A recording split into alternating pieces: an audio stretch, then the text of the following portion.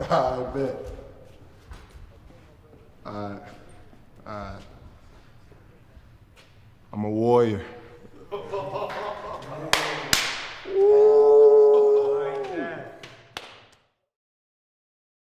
4 years ago, we got the news that DeMarcus Cousins was officially joining the Golden State Warriors. And at that time, we all came to the conclusion parity in the NBA is officially over. The best center in the league at the time, joining the best collection of talent maybe ever, we might as well just hand them the trophy. But we all know how that ended. Fast forward to today, and we are now in an era where parity is more prevalent than ever, and it's actually made the NBA feel a little bit off. Now, no, this isn't to say that I'm not appreciating the new faces, the new talent, and definitely the new teams, but the way we got here isn't quite exactly how I imagined. I made a video literally last year explaining why the NBA hasn't made a lot of sense since 2017, and it's almost like this video is a part 2 of that. Missing multiple NBA stars for a multitude of reasons, extreme hypocrisy with these damn NBA awards, and 10 years later, LeBron and Kevin Durant still feels like the best players in the world on any given night, yet where they stand at team-wise doesn't quite correlate. Think about it like this. 10 years ago, KD and Bron were 1 and 2 in the MVP race, where Bron ultimately won. Then they met in the NBA Finals, where LeBron pretty much confirmed he was the best player at that time and most deserving of that award. Now at that time, we couldn't even fathom LeBron or Kevin Durant being on a team fighting for a playoff spot. It was like that was way beneath them. If they were on a team, they automatically had a spot. But now, if you look at them today with elevated numbers in all-time type of performances, these two find themselves in almost identical, unfamiliar territory standing-wise. Also, the irony of it, I consider these two the two best players of the 2010s, and they both had pretty dramatic NBA divorces. Kyrie Irving left LeBron in 2017 after just winning a championship the year prior, and Kevin Durant left Russell Westbrook in 2016 after blowing a 3-1 lead. Now, these two find themselves switching partners where both has been problematic for their teams in some capacity. Kyrie Irving's shot status missing the majority of the year, and Russell Westbrook's shot status missing the majority of the year. He's been better as of late, but it may be too late.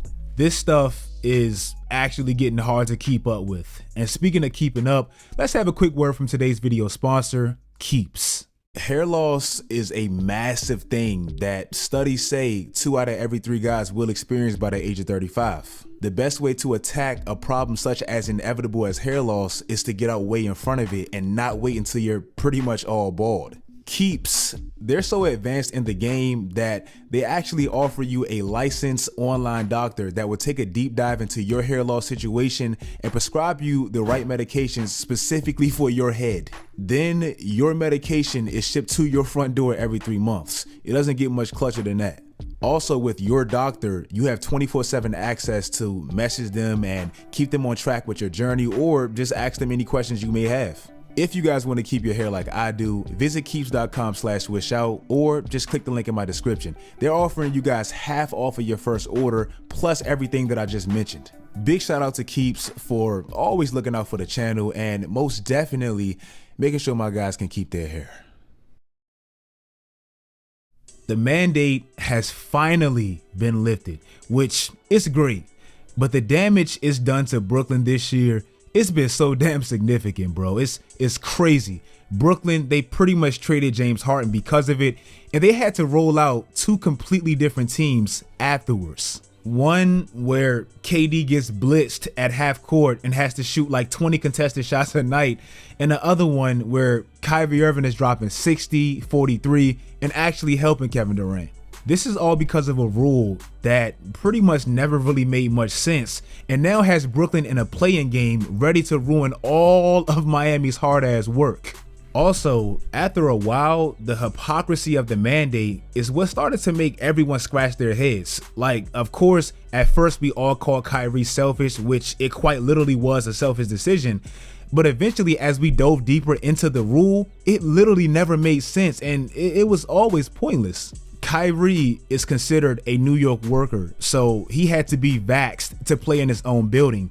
Yet other unvaxxed players, coaches, and fans, they can still be on the court and play a whole series despite their status. It just felt like one of those because I said so as rules that everybody knew never made sense. Let's continue with some NBA stuff and let's talk about the hypocrisy with these damn NBA awards.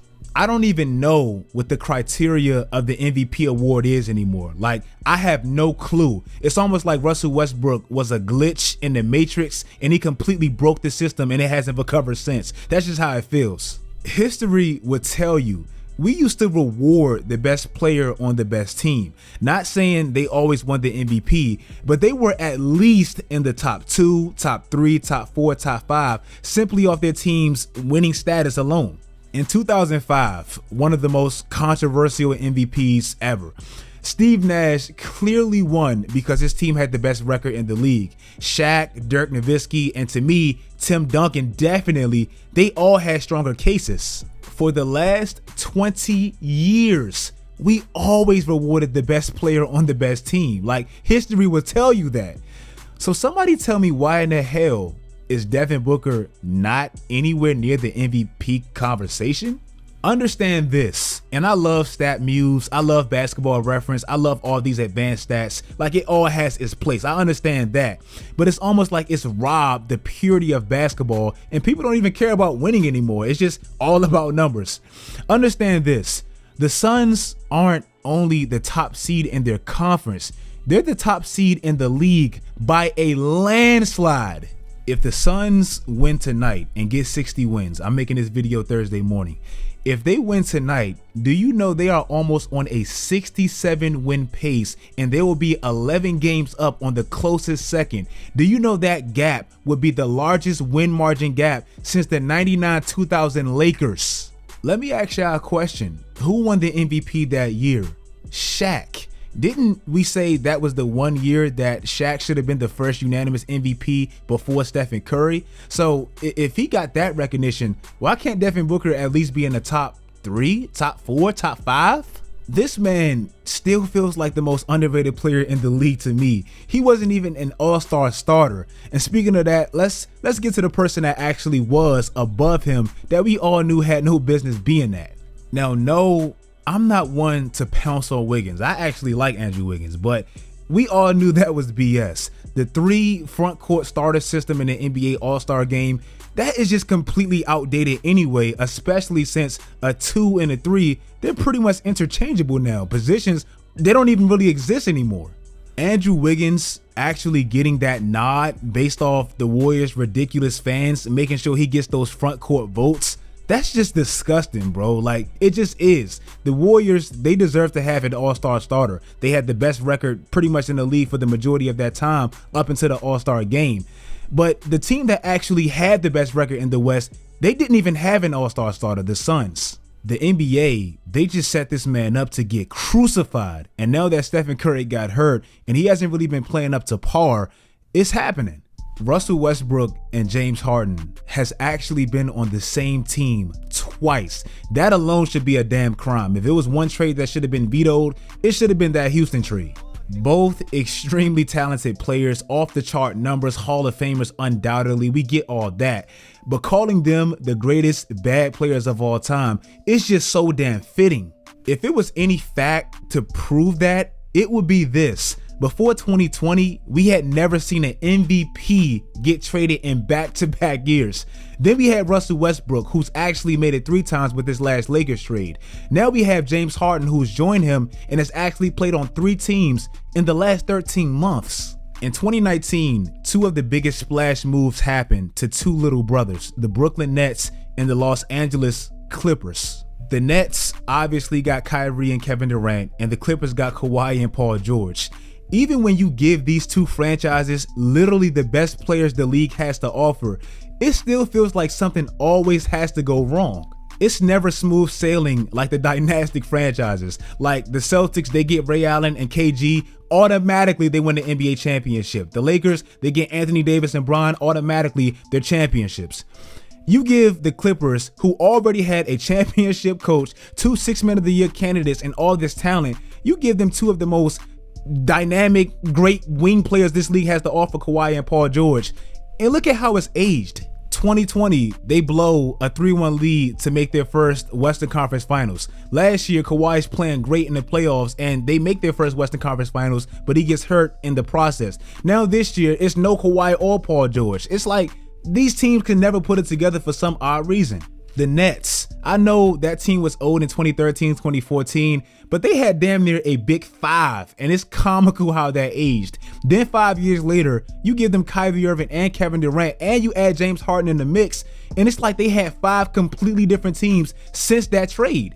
Look at the lack of continuity on that roster since acquiring Kevin Durant and Kyrie Irving. Look at all the players that's been on that roster since. Look at all the games the stars have missed since joining the Nets. For some odd reason with these two teams, these two little brothers, they can just never get it right even when they have the best players. The Miami Heat actually has the best record in the East right now, despite all 3 of their best players all missing at least 17 games. This isn't even counting Victor Oladipo's status or Markieff Morris's status. And they've won all these games despite the fact that they've had like 16 different starting lineups since the beginning of the year. Like all this, and their reward can very well be Kyrie Irving and Kevin Durant in the first round. Like that's tough. Lastly, look at the NBA All-Stars for last season. Now look at how many games these players have missed in comparisons this season.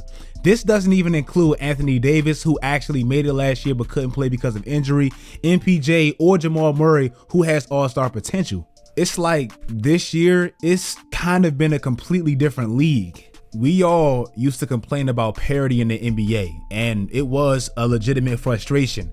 But now with all these injuries and all these moving pieces, we have it. We just probably didn't expect it to look like this. If you guys like this video, make sure you guys like this video. Make sure you guys turn on post notifications, because I'm telling you, for the month of April, the videos are about to ramp up. With the playoffs coming up, all I'm gonna say is make sure you subscribe to this channel. Make sure you guys follow my social media sites, turn on post notifications, do all that great stuff, guys. And until next time, as always, stay tuned.